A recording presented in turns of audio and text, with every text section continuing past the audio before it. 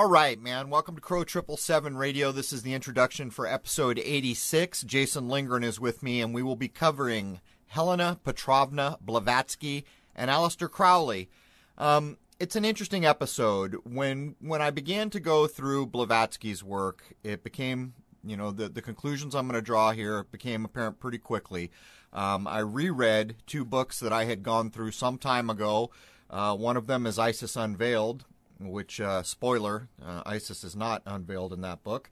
And the other one is The Secret Doctrine. I forget which is attributed to being her first book. I went through these things very carefully, and knowing what I know about other things we've researched and things that I have researched since I was been in my 20s, a lot of it doesn't hold water. But as we get in, we'll begin to cite the problems with Blavatsky and the idea of Blavatsky. Well, I can't tell you if there ever was an actual person named Blavatsky, in the same way I can't really tell you if there was an actual person named Crowley, although I think it's more likely there was in his case. We can, in fact, go at the writings that we have. Now, Crowley, he's much more interesting. We cover him in the second hour, and, everyone's aware of the influence of Crowley. He's been in so much pop culture, so much music. Even in some of the 9/11 breakdowns we've done, you can see the influence of Crowley. Even people surrounding that incident having the name Crowley, although I've forgotten exactly who it was. It's been so long since I did that research and episode.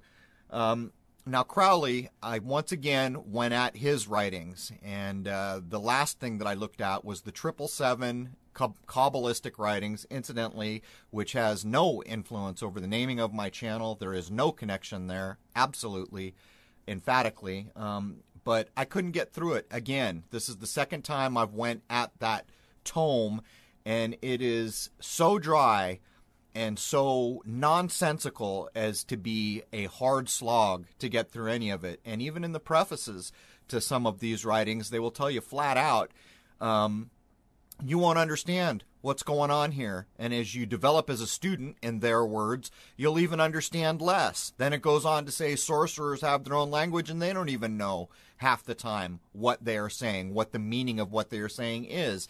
But to top it off, so much of that particular book attributed to Crowley is tied directly to the Hebrew language and the Hebrew characters. And actually, I don't even know if that's true, because I suppose it could be Yiddish.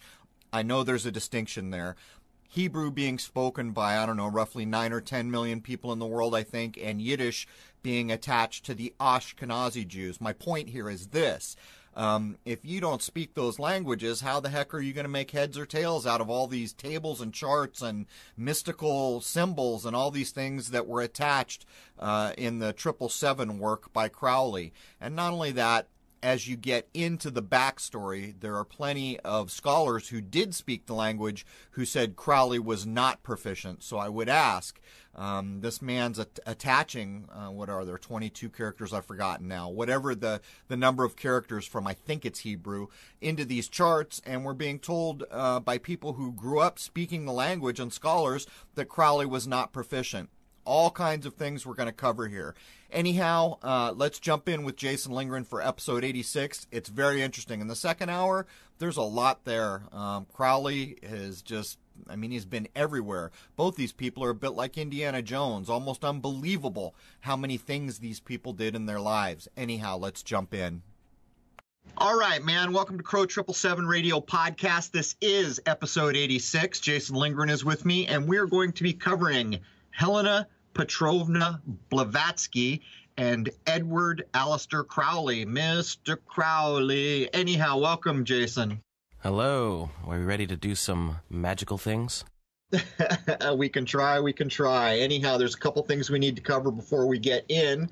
There's announcements all over the place how censorship is going to be dealt with artificial intelligence, all kinds of places, social media and otherwise, announcing they're going to unleash AI into the wild to do their censorship, and they're using things like pedophilia, terror, fear, violence, these types of things to lead the way to their censorship. But I would also mention the same week that you and I did our AI episode, Sky and Telescope magazine came to my mailbox, and even there, they're announcing the growing use of AI in astronomy. It's astonishing, how quickly all of a sudden one day no one's heard of AI and the next day it's everywhere, man. What do you think? Yeah, now all of a sudden it's the big thing everywhere. It's almost like the flavor of the day, maybe you could say. Yeah, but what it really goes to show is how long AI has actually been at it. They're just talking about it openly now, but these things don't form overnight. I started to do some research on the tail of our last thing, and AI goes way the heck back, even before supposed computers. The idea of AI is coming to bear. But let's announce again that transcripts for episodes, many of the episodes, I think the latest maybe 25 or 30 episodes, the transcripts are up on Crrow777radio.com. You have to be a member and logged in to see that link and have access to those. What else do we have? Well, we're going to very quickly work our way back through all the episodes. So I know some folks were asking for previous episodes that were a little older, and we're getting there. The person transcribing them is slowly but surely getting through them all, and I don't think it's going to take that long. Well, everyone should realize there's actually a human being here listening back to the episodes and transcribing them by hand. They're nearly word perfect to what we covered. Anyhow, before we jump in, I will also mention that I was just on Jeff Rentz's radio network. I did a show with Jeff Rentz. He was one of the people who invited me on when I put out the call to go on platforms and talk about censorship. And I would also like to promote a YouTube channel out there that I think is a big damn deal. The channel is Rob S. First name is R-O-B. Last name, it's actually not his name, but the last name is E-S-S. Rob S. He's in Scotland. This man, this living man, is standing up against basically kangaroo courts, breaking every rule in the book and trying to stand up for the common law rights of living men and women. And he was jailed recently, and actually a court order, or I guess as they were calling it, an administrative hearing, because they don't know what to do with people who actually know their rights, banned him from using YouTube. He had to have a friend post videos to give updates. The man gets out of jail, and he doesn't even say a peep about his own imprisonment and starts defending people's children being wrongly taken away from them and these other types of things. Anyhow, pop over to Rob S. channel, subscribe, give the man the thumbs up.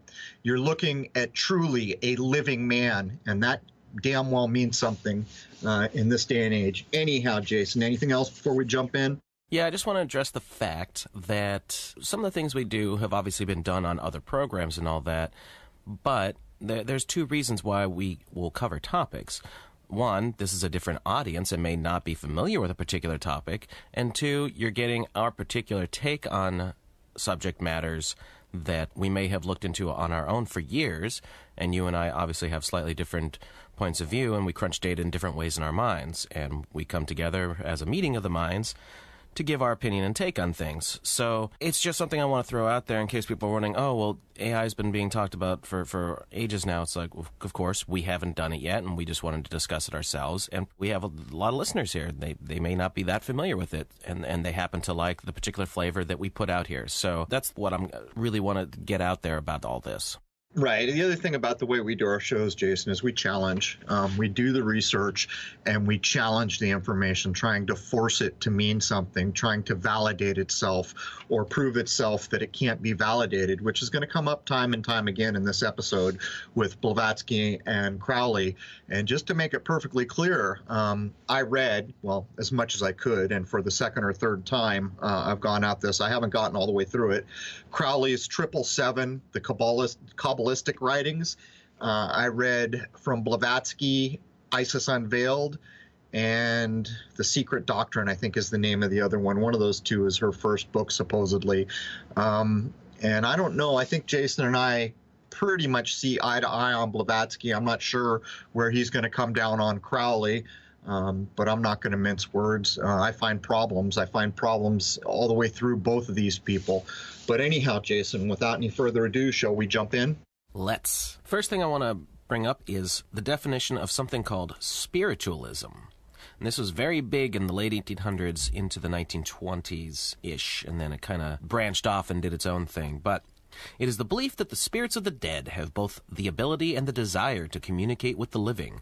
The afterlife, or the spirit world, as seen by those who practiced and still do practice in some cases, spiritualism as a place of existence in which spirits continue to exist as well as continue to change and evolve. Two beliefs that contact with spirits is possible and that spirits are more advanced than humans led spiritualists to a third belief that spirits are capable of providing useful knowledge about moral and ethical issues as well as about the nature of God and the universe. Some spiritualists will also speak of entities that they refer to as spirit guides, who would be specific spiritual beings contacted repeatedly, who would be relied upon for spiritual advice and guidance. Spiritism, a branch of spiritualism developed by Allan Kardec and today practiced mostly in continental Europe and Latin America, especially in Brazil, emphasizes the concept of reincarnation. Spiritualism developed and reached its peak growth in membership from the 1840s to the 1920s, especially in English-speaking countries. By 1897, spiritualism was said to have more than 8 million followers in the United States and Europe, mostly coming from the middle and upper classes. Spiritualism flourished for half of a century without canonical texts or formal organizations of any sort, but instead attaining a loose form of cohesion through periodicals, tours by trance lecturers, camp meetings, and the missionary activities of accomplished mediums. Many prominent spiritualists were women, and like most spiritualists, supported more humanitarian ideals of the times, such as the abolition of slavery and women's suffrage. By the late 1880s, the credibility of the informal movement had weakened due to accusations of fraud being perpetrated by mediums, and formal spiritualist organizations began to appear. Spiritualism is currently practiced primarily through various denominational spiritualist churches in the United States, Canada, and the United Kingdom. This could, depending upon how you look at it, cross over into certain Christian sects as well, specifically ones who practice the notion of the Holy Spirit overtaking a person, with said individual performing certain acts such as jumping around, thrashing about, running, and speaking in tongues. The first Christian sect that pops into my mind are the Pentecostals, although there are others. Right. So this is probably going to play into the whole Blavatsky idea, right, Jason? Because of the time, it's near the end of her time of popularity. I'm assuming that's why you covered this.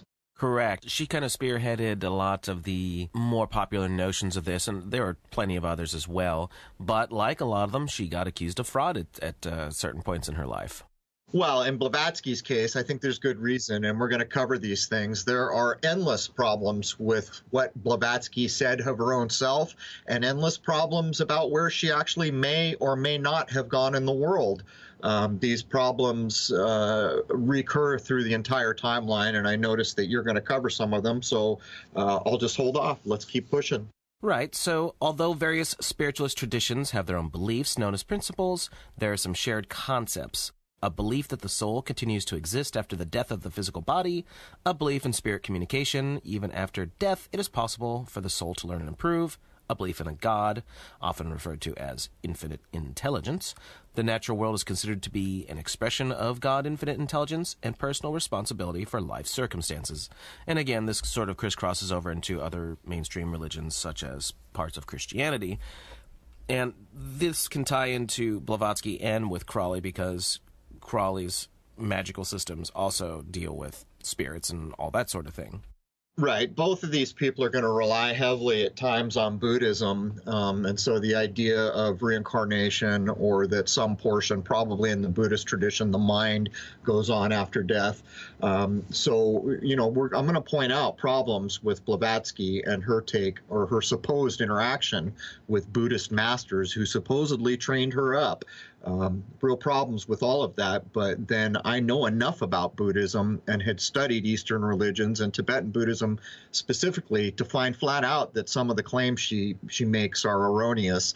Not only erroneous, that they don't match what the Tibetan systems actually teach, but in as much as she's got these doctrines written down that she claims, you can go into any I think it's Gelugpa is the word, which is the sect the Dalai Lama belongs to, the Yellow Hats. I don't know if I said that right.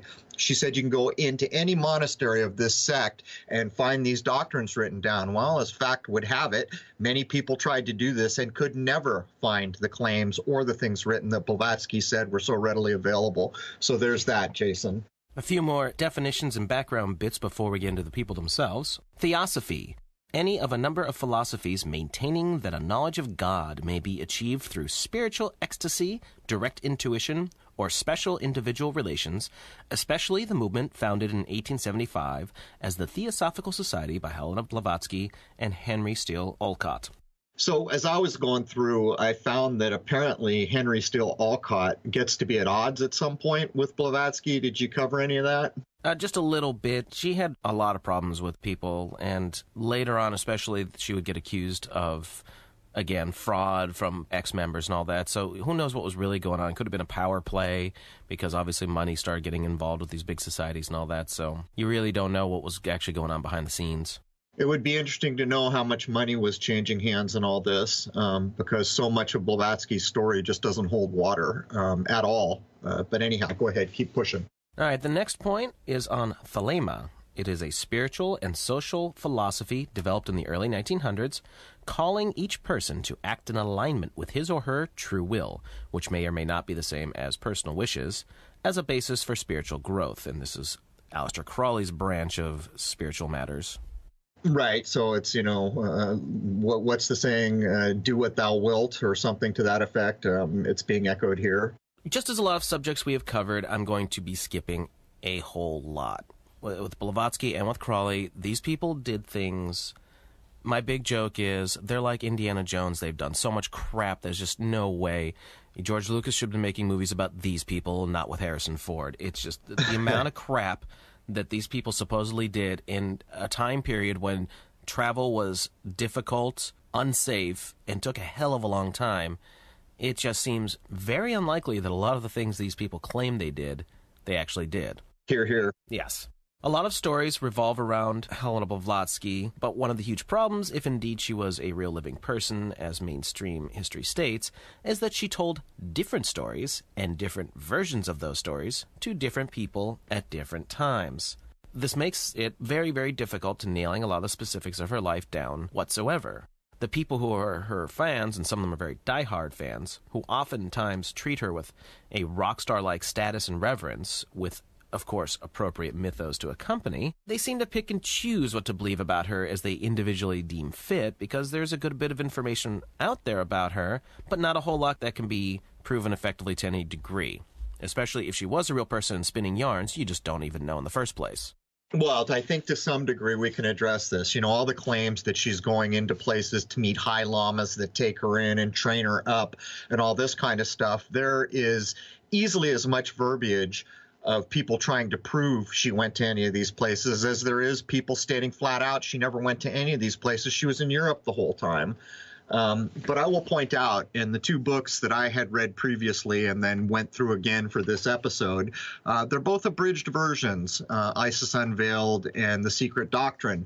And as you read why it was abridged, you start to get another tale where if you read between the lines, it's almost like they're taking out all this nonsensical, erroneous material and trying to boil it down to something people can get behind. That's the way I feel about it. And I know others will have a different point of view, but to the point where there's even so much done where they're comparing Buddhism to Christianity and all these other religious traditions, and she's making erroneous claims, like that in a Buddhist tradition, there was at one point in our, dim past, a time when there was nothing. Well, that's not the Buddhist belief at all.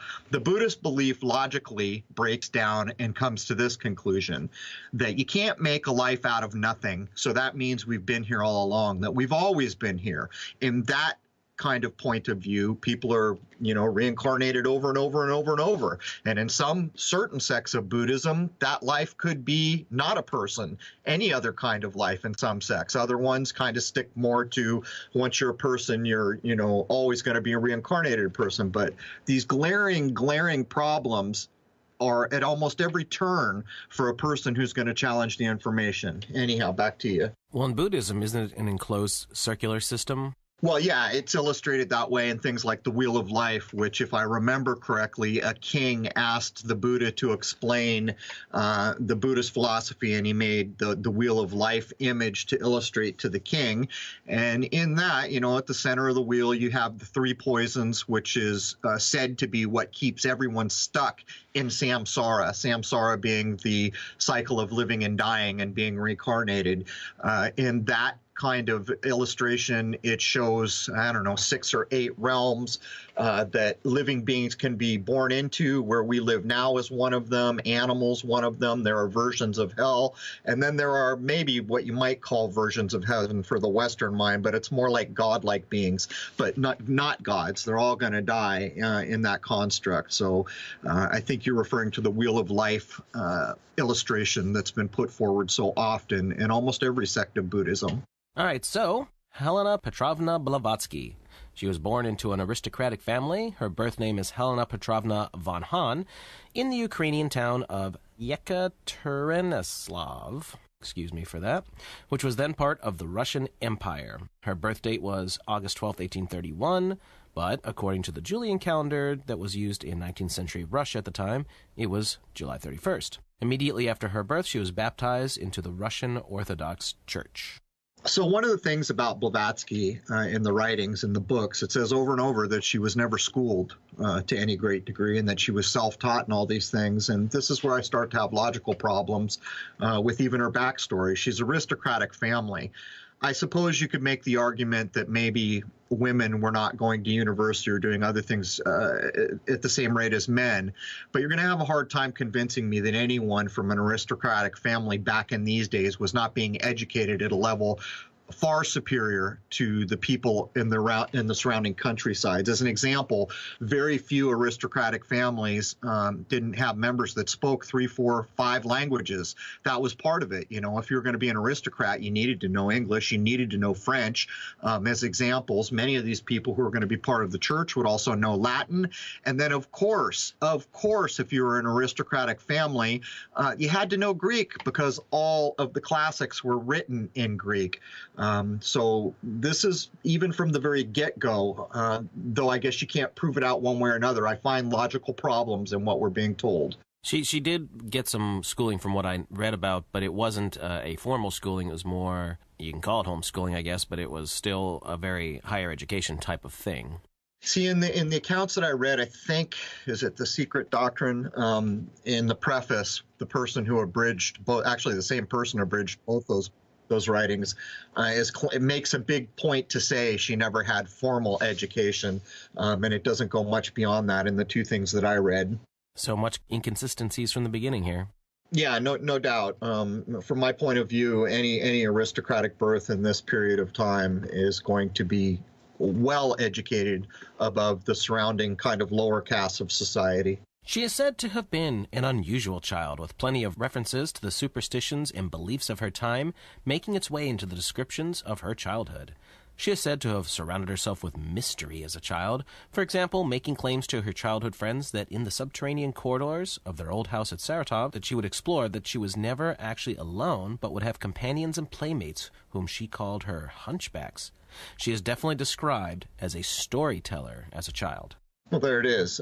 This is going to come up over and again, and unfortunately for her, or for her biography, half the stories she tells don't jive. And again, there's glaring problems, like supposedly I went to Tibet or these other places where I was trained up by these yogis and other masters. And that seems like it would be an easy thing to prove, Jason. If you truly went to these places, why is it so difficult for anyone to demonstrate that it happened?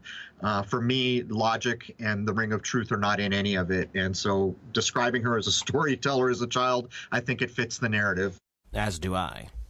Her mother died young at the age of 28 in 1842. She is said to have done some traveling with her father throughout Europe, and at the age of 17 in 1849, she married a 40-odd-year-old general named Nicephor Blavatsky. She shortly thereafter ran off to her grandfather, and right after that is when she is said to have begun her Indiana Jones-like world-traveling adventures. There you go. So here we go. Start to see the narrative. She's marrying a general. She's an elite bloodline herself, and so I'll ask the question: knowing what we know of the classes, particularly back from in the 1800s, what do we know of how the upper echelons of society treat everyone else, the masses? It's an us and them game, isn't it? They're vying for control. They're getting more education. They're educating and marrying into important places, in this case, a general. So I would ask, really, is this a person who's going to go out and learn all these spiritual secrets and then just publish them for the masses in general? And again, this is another part of the story I kept coming back to, where everything about her backstory makes her an elite family bloodline, even in so much as she's marrying a damn general. That these mean things, and it's a class system. So it's just more logical holes I can poke in what we're about to be told.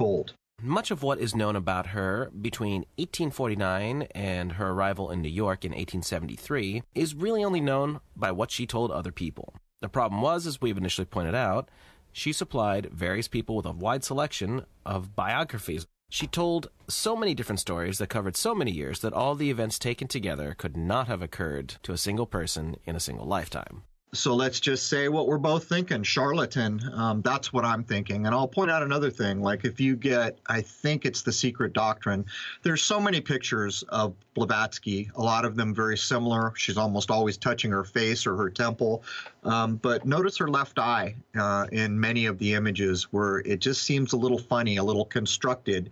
I can't tell you if this person lived, but I can pretty confidently come down on what we've been told and the writings we've been handed don't merit any serious value to any degree. It seems constructed. It seems almost like when you hear the snake salesman's claims made around the spiritualism of the time, that Helena Blavatsky could have fit right into that category. That's my take. She is said to have eventually returned to her husband on the condition that she wouldn't be required to see him too much. In her later years, her ever-changing storytelling continued in regards to the details of this marriage, in that she kept making herself younger and her husband older. By the time she got through, she was portraying him as a lecher of around 80, forcing his attentions on a little girl. At some point, this marriage seemed to have some sort of an official end, for she had a second marriage that also ended in failure sometime around 1874. Did she ever get to the bottom of, so it was never clear to me. So she's off to New York as the husband, he's a general. He must be back in Russia, right? Is that how this came out? Yeah. Details were scant, and I really just didn't care that much about her personal life anyway. It was more the point that authors were making very strong fact of the storytelling again. So this is it. This is what she does. Well, it makes you wonder. So her whole lifetime that we read about is somewhere else, and yet supposedly there's this general, this husband who's a general somewhere back in Russia. It's just, I don't know. None of it flows well, Jason, and none of it logically holds up. And as you're pointing out here, she's making up stories about the supposed marriage that don't seem to fit the actual chronology of how old people would be in this type of thing. Again, I'm just going to say it, man, charlatan. Well, a younger girl with an older man is not unheard of, especially in these times. It's the fact that she kept changing the narrative later on, and apparently a lot of people knew this and kept pointing it out. Right, I just don't know what the point of it would be. She's on a different continent, What does it even matter? Why would you even be addressing it? Clearly you're separated, and the idea that you'd stay married if you didn't see him very often, there's really nothing that I saw in any of the writings claiming she's leaving Europe or leaving America to go back to Russia to visit a husband. None of that. Trying to make herself look better, I assume. She's not with the man because this is, of course, the Victorian era, so the woman was a secondary citizen. My guess would be she's trying to make herself look like a victim and trying to get away from this horrible person. Right. And so if, in fact, she is a real person, and if, in fact, she was from an elite bloodline, we can imagine that a marriage like this would be arranged anyhow, upper class to upper class. So I guess that possibility does exist. Her first stop in her amazing journeys beginning in 1849 was Constantinople. Here, she claimed to have developed a friendship with a Hungarian opera singer named Agardi Mitrovich, whom she first encountered when saving him from being murdered.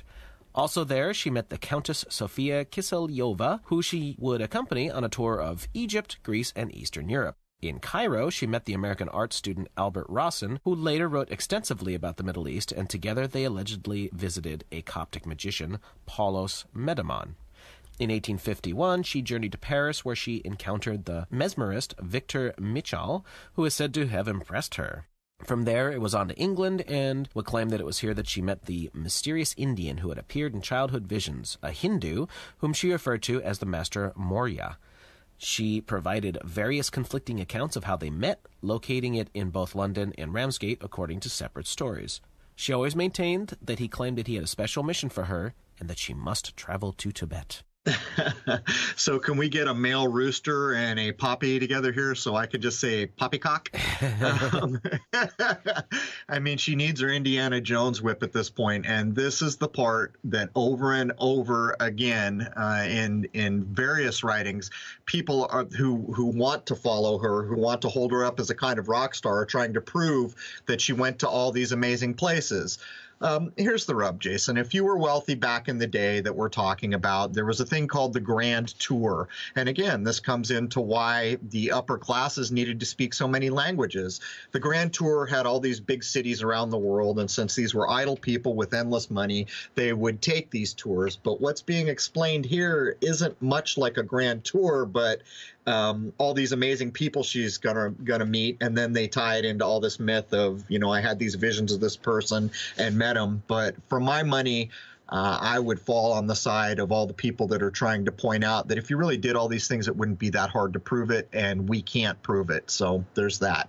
Before making her way to Asia, she first headed to Canada in the autumn of 1851. Saying to have been inspired by the novels of James Fenimore Cooper, she sought out the Native American communities of Quebec in the hopes of meeting their magico-religious specialists. She instead was said to have been robbed, and later attributed these natives' behavior to the corrupting influence of Christian missionaries. She then headed south, visiting New Orleans, Texas, Mexico, and the Andes, before transporting herself via ship from the West Indies to Ceylon and then Bombay. She spent 2 years in India, allegedly following the instructions found in letters that Morya had sent to her. She attempted to enter Tibet, but was prevented from doing so by the British administration. Yeah, so the one thing that strikes me about this is in so much of the writings, and I think it is The Secret Doctrine. I know I'm going to mix these books up because I had to force myself to reread through each of them. I had poked so many holes in both that I wasn't that into it as I was getting through them this time. But she takes a lot of time to bag on Christianity in general, all kinds of things, not much good she has to say. And then at the same time, she'll contrast ideas from Buddhism and Christianity, but she always comes back around, and even at one point talks about the Masonic traditions, the Jesuit order, who clearly are influencing one another or connected in some way, but always coming back to the idea of all the damage that the Christian church in the West had done to the secret tradition she was trying to cover. After this, she is said to have headed back to Europe, surviving a shipwreck near the Cape of Good Hope, before arriving in England in 1854, where she faced hostility as a Russian citizen due to the ongoing Crimean War between Britain and Russia. It was here that she makes claims to have worked as a concert musician for the Royal Philharmonic Society. From there, she sails to the United States, visiting New York City, where she met up with Albert Rawson again before touring Chicago, Salt Lake City, and San Francisco, and then sailing back to India via Japan. There, she spent time in Kashmir, Ladakh, and Burma before making a second attempt to enter Tibet. She claimed that this time she was successful and entered Tibet in 1856 through Kashmir, accompanied by a Tatar shaman who was attempting to reach Siberia and who thought that as a Russian citizen, Blavatsky would be able to aid him in doing so. According to this account, they reached Leh before becoming lost, eventually joining a traveling Tatar group before she headed back to India. She then returned to Europe via Madras and Java. All right, Jason. Well, we lost our internet conveniently for a while there. But anyhow, this is a salient bullet point. This is the Indiana Jones idea. There's a shipwreck, all kinds of things going on. But, you and I talked a bit offline. If one of us had, 5 or 6 hours to waste, it would be interesting to break down how long these travel times are. I mean, she's going into Burma. She's going to India by way of Japan. She's supposedly headed into Tibet again through Kashmir and Ladakh.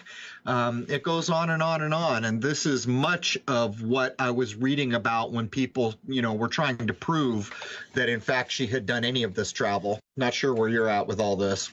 I had the same thought last night, actually. I was like, well, if somebody had some free time on their hands, they could just go ahead and try and take a rough guess on all of these things she said to have done. Travel back then took time. A lot of time. 1854, man. Horseback is what I would guess. I mean, only major cities would have railways, I would assume. So there it is.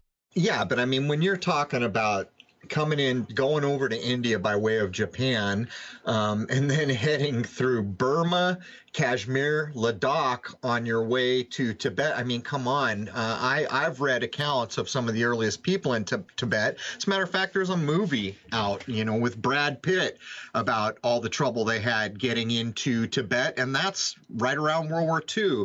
So none of this really rings true to me. But anyhow, back to you. After spending time in France and Germany, in 1858, she returned to her family, who at that time were living in Pskov, Russia. Not sure how to pronounce these Russian words very well. My apologies there. She later claimed that there she began to exhibit further paranormal abilities, with rapping and creaking accompanying her around the house and furniture moving of its own volition. In 1860, she and her sister visited their maternal grandmother in Tiflis. In 1864, while riding in Ingrelia, Blavatsky fell from her horse and was in a coma for several months with a spinal fracture.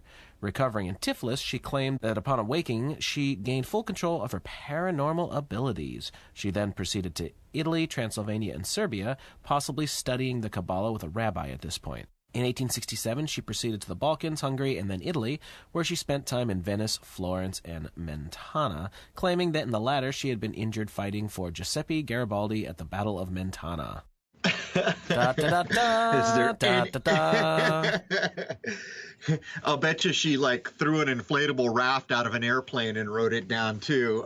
Is there anything this woman hasn't done? I mean, spinal fractures, comas, even injured in the battle with Garibaldi. And this goes on and on, Jason, but I'll let you keep pushing. She claimed to have then received a message from Morya to travel to Constantinople, where he met her, and together they traveled overland to Tibet, going through Turkey, Persia, Afghanistan, and then into India, entering Tibet via Kashmir. There they allegedly stayed in the home of Morya's friend and colleague, Master Kut Humi, which was near to Tashilhunpo Monastery, Shigatse. Sorry, Jason, that's actually Tashilhunpo, and it's a well-known monastery, and it seems like there would be records of these things. But anyhow, go ahead. Well, that's a very key, important point then. Yep. According to Blavatsky, both Morya and Kut Humi were Kashmiris of Punjabi origin, and it was at his home that Kut Humi taught students at the Gelugpa sect of Tibetan Buddhism. Kut Humi was described as having spent time in London and Leipzig, being fluent in both English and French, and like Morya, was a vegetarian. So these are the types of things where if they really occurred, shouldn't be that hard. Tashilhunpo is a big monastery, and I know I'm drawing this from memory. I'm not sure if that's the seat of the Panchen Lama. Maybe. I would have to look it up. But Tashilhunpo was a big deal, and these people kept records. And then they're mentioning, excuse me, the Gelugpa sect of Tibetan Buddhism. So people understand there were two big sects.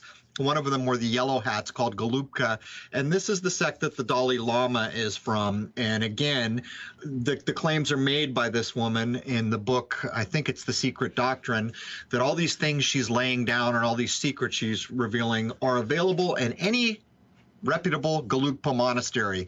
Problem is people went to try to confirm this and they could not do it.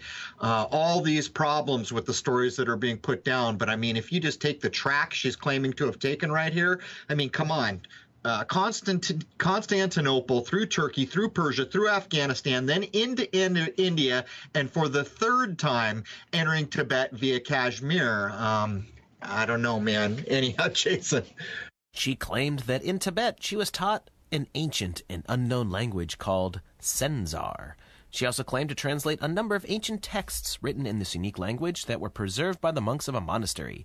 She stated that she was not permitted to go into the monastery itself. She also claimed that while in Tibet, Morya and Kut Humi helped her develop and control her psychic powers. Among the abilities that she referenced in regards to these masters were clairvoyance, clairaudience, telepathy, the ability to control another's consciousness, to dematerialize and rematerialize physical objects, and to project their astral bodies, thus giving the appearance of being in two places at once. She claimed to have remained at the spiritual retreat from late 1868 until late 1870. Blavatsky never claimed in print to have visited Lhasa, although this is a claim that would be made for her and other later sources, including the account provided by her sister.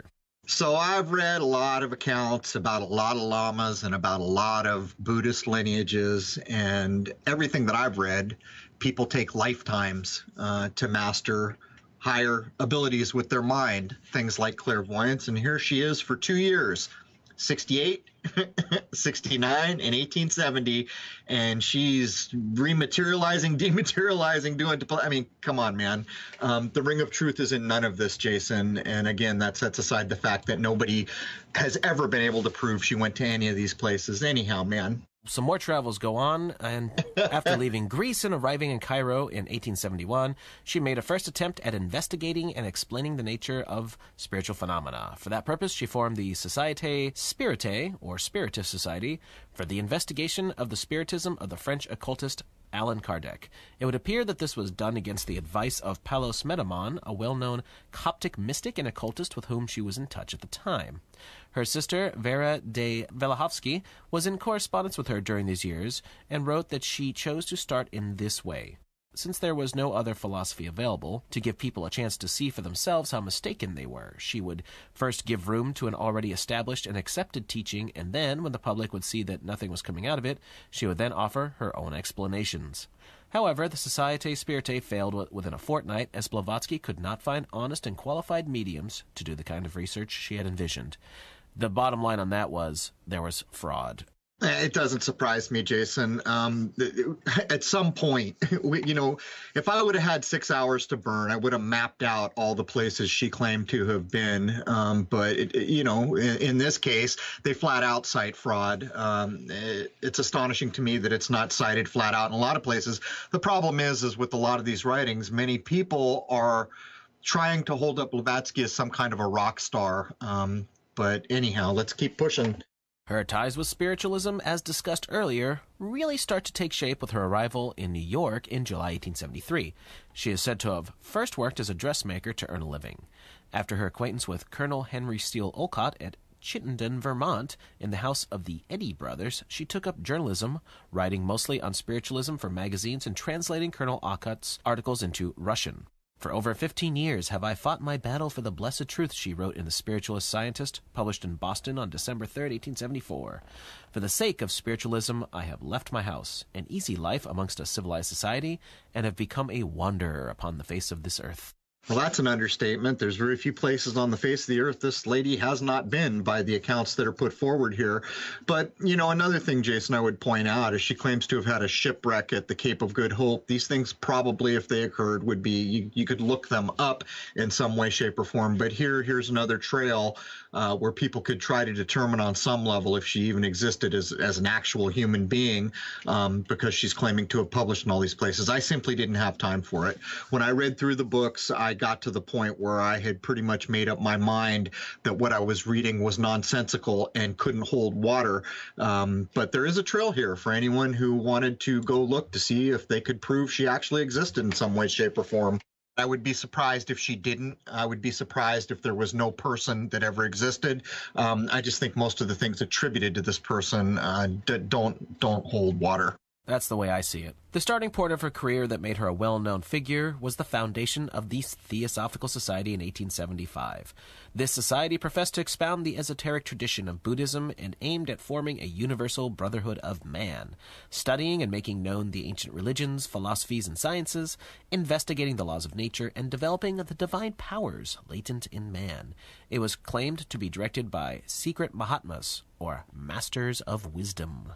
I guess she met these masters on her world travels everywhere, but I will state for the record, in many of the accounts where she is referencing Buddhist tenets and ideas, I found trouble. And I have read endlessly on Eastern traditions that have to do with meditation and Tibetan Buddhism and Zen Buddhism, and to some degree Theravada Buddhism.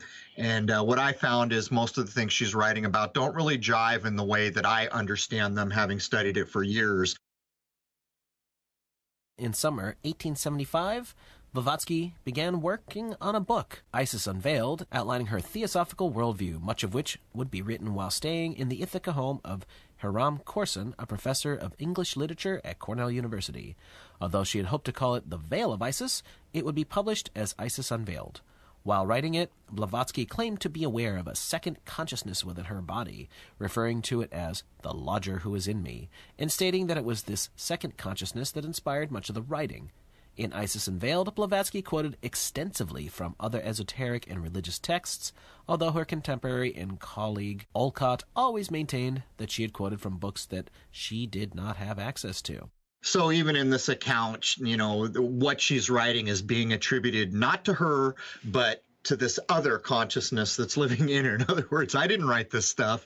But the one thing that strikes me here is I read Isis Unveiled. I read it a while ago, and then I burned through it again for this episode. And I can tell you this. I don't feel like Isis was ever unveiled anywhere during the course of that book. And I found a lot of conflicting ideas with regards to Buddhism and Christianity, both of which I'm very familiar with. I've read so many versions of the Bible so many times, and I have a number of years of studying meditative traditions that cover Buddhism thoroughly. I found problems in all of it. Anyhow, back to you.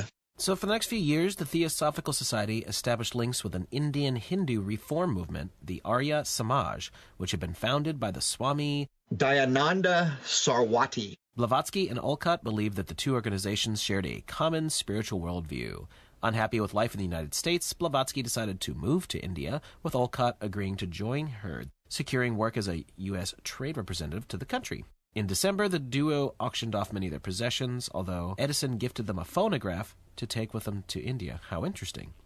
They left New York City aboard the Canada, which took them to London.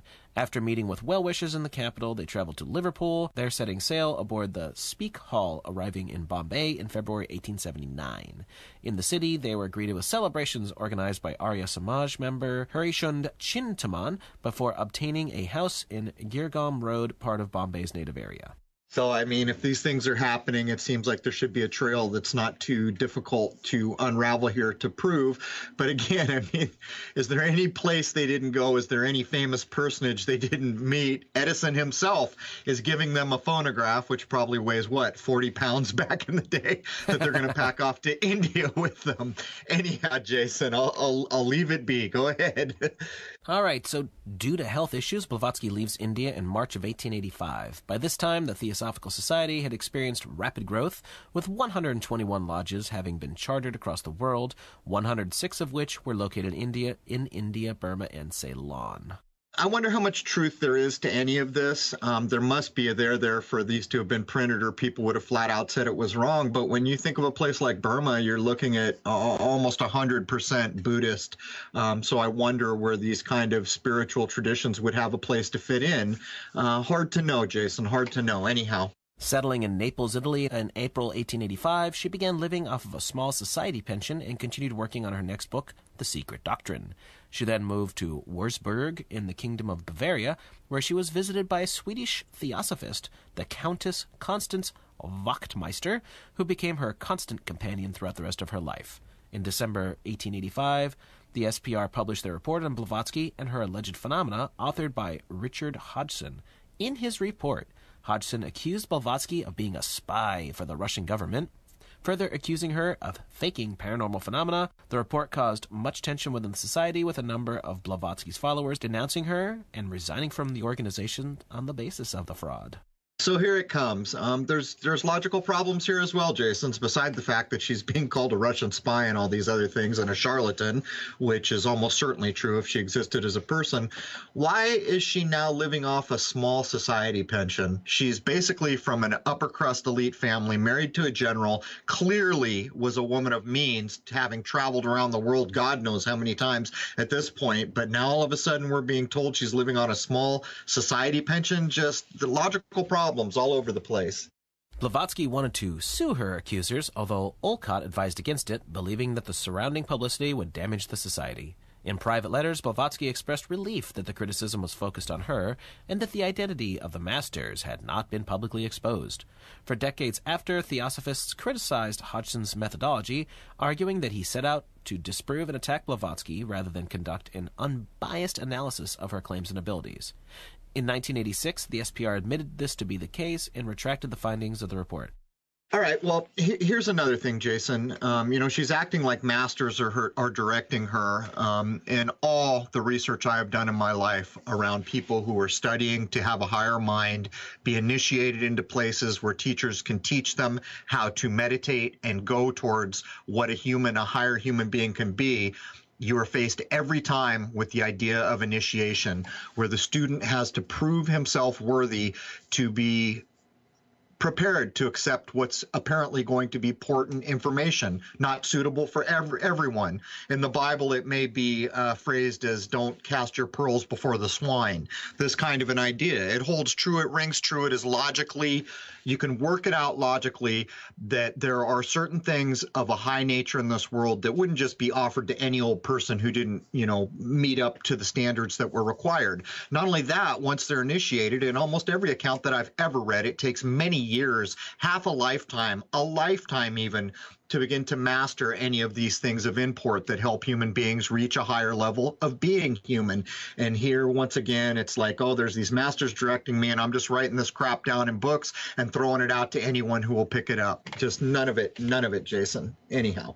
Hey, getting your black belt in karate takes longer than some of the things she did. Exactly. I mean, good point. Exactly. You might have to work harder at getting a driver's license than it did for the 1.5 years it took. Well, let's keep pushing. We need to get to Crowley because I'm about done with Blavatsky. Right. In 1886, by which time she was largely wheelchair-bound, Blavatsky moved to Ostend in Belgium, where she was visited by theosophists from across Europe. Supplementing her pension, she established a small ink-producing business. She received messages from members of the Society's London Lodge who were dissatisfied with the current person running it, a man named Sinnett, and they believed that he was focusing on attaining upper-class support rather than encouraging the promotion of theosophy throughout society, a criticism Blavatsky agreed with. In May of 1887, she moves to London. There, she established the Blavatsky Lodge as a rival to that run by Sinnett, draining much of its membership. Yeah, and there's no place this lady hasn't moved to and lived, and she's wheelchair-bound at this point, apparently, as she's jumping from big city to big city back in the 1800s. And again, we're faced with the whole she's trying to supplement this meager pension she has. There's no mention at any point that I found of a falling out with her very rich parentage and general of a husband, so who knows, Jason?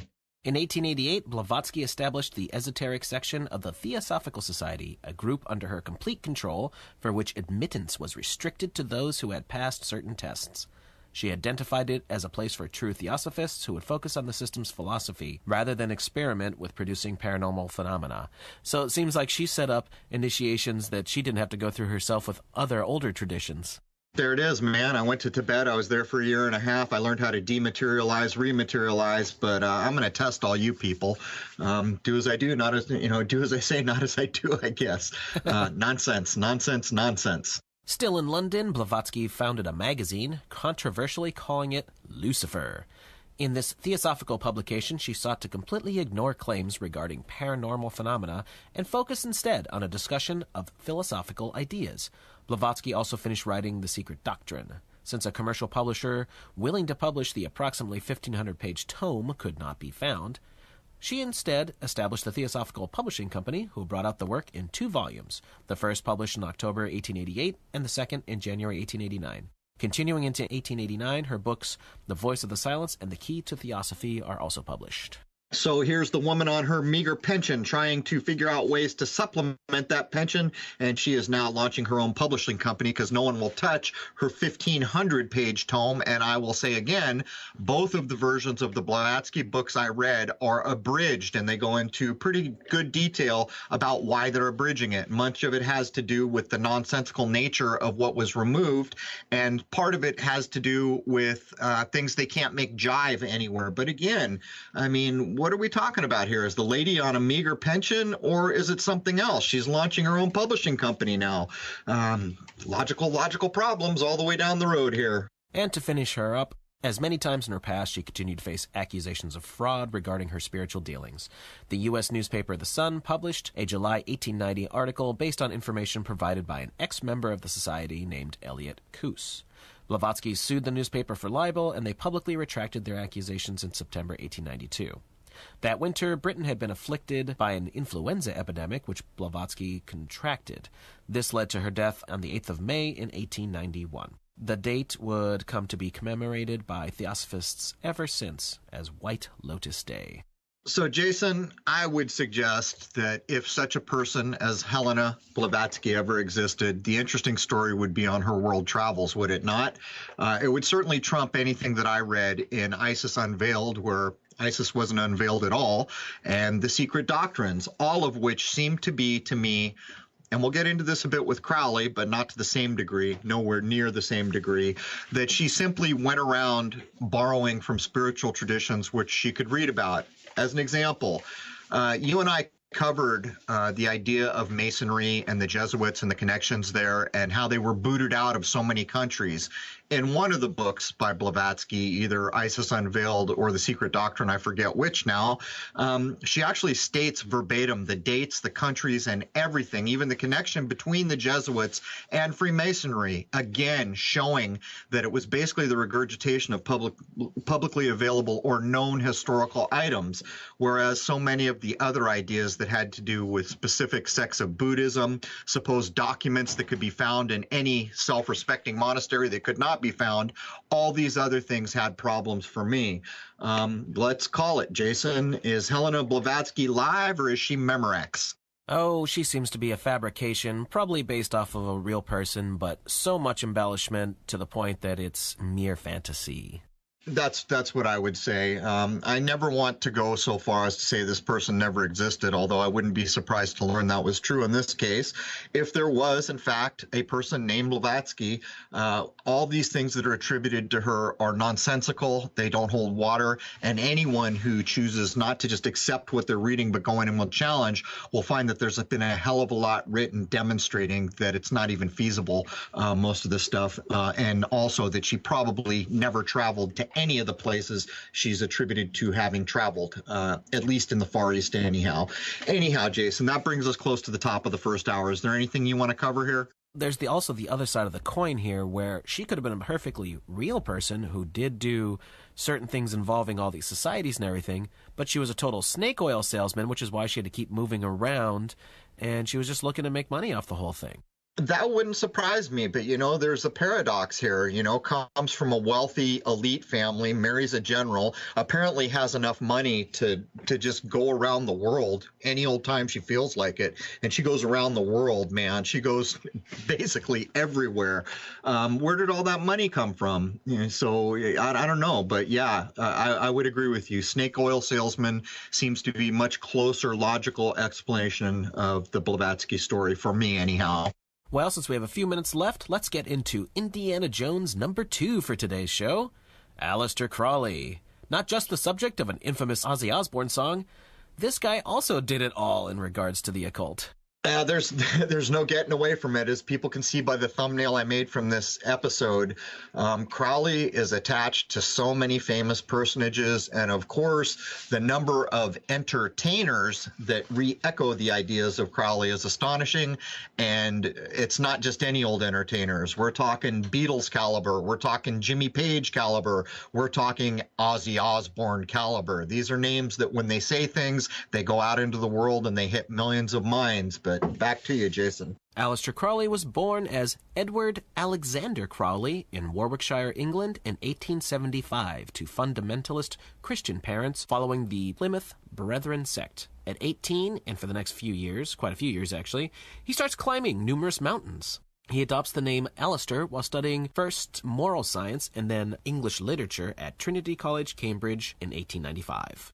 One thing about Crowley is they're going to attribute quite a bit of education, but as we get in here, the one thing that always strikes me, and just to be perfectly clear, the tome attributed to Crowley, 777 Kabbalistic writings, I have never been able to get all the way through it. It is so damn drier than a piece of toast and nonsensical, most of it, that it's nearly impossible. But when you get into these books, at least 2 or 3 of the prefaces claim that almost all the major book writing he did was completed by the time he was in his young 30s. So we'll address that in a minute. Now, again, just like with Blavatsky, he did so much stuff that it seems almost insane that he could have crammed it all in. Now, granted, he was a little later, and travel was a little easier, but still, it seems like he just did too much for the time period he was alive, and in the amount of time that the claims are being made. And, of course, I had to skip a whole lot, and I mean a whole lot regarding this guy. So we're going to get to the salient points in his life and the things that supposedly got him on this path to being the wickedest man in the world and all that kind of thing, head occultist. Again, it just seems a lot like fantasy. Larger than life, much larger than life. And when you connect it to entertainment, in my view, you're going down a road that we have gone down so many times here. But Jason, let's begin to wrap this up. But let's say something about the net neutrality vote, which is happening, I think, I don't know, it's today or tomorrow or something like that. Almost certainly the net neutrality changes that are going to come are going to play directly into the censorship that is going on everywhere online. Do not be fooled. You may think you understand what is going on. You may read what the apparent changes could be or might not be. And to be frank, on the face of it, it looks like they're about to hand ISPs a hell of a lot more power than they deserve. But to get back to the point, there is a full frontal press all over this world for censorship online. And if you think that what's going on with the net neutrality laws is independent of that, maybe you should think again. Anything you want to add, Jason? This is their excuse to lock down on everything. Don't let yourself fall into the nonsense that the mainstream media is going to put out there. If they pull off what they want to pull off, it means that ISPs can just put up blocks that you can't get through to go to certain places. Not only that, you know, if you're a person like, take myself, I have streaming content on a website. These are the kinds of things that the cost to run these things may be affected. There's no reason for it. Most of the ISPs are multi-billion-dollar businesses in the first place. And as a matter of fact, a lot of them have their own content that they're trying to push. So if they start to get the power about what gets returned in search returns, what do you think might happen there? Think they might be self-serving a little bit? But anyhow, Jason, that does bring us to the top of the first hour for episode 86. We're going to come back with Crowley. We're going to do an in-depth look at Crowley. It was hard for me to take a lot of the Blavatsky stuff very seriously because it became so nonsensical so quickly, and having just read 2 of her books, I really just wanted to be able to say, I don't buy any of it, let's move on. But Crowley is a bit more interesting, and not only that, he's tied into pop culture in many, many ways up into the modern era. So with that said, that's the first hour of episode 86, Crrow777 Radio Podcast. I hope to see you all over at Crrow777radio.com for the full show. And again, transcripts are available for members over there now. So there it is. Cheers.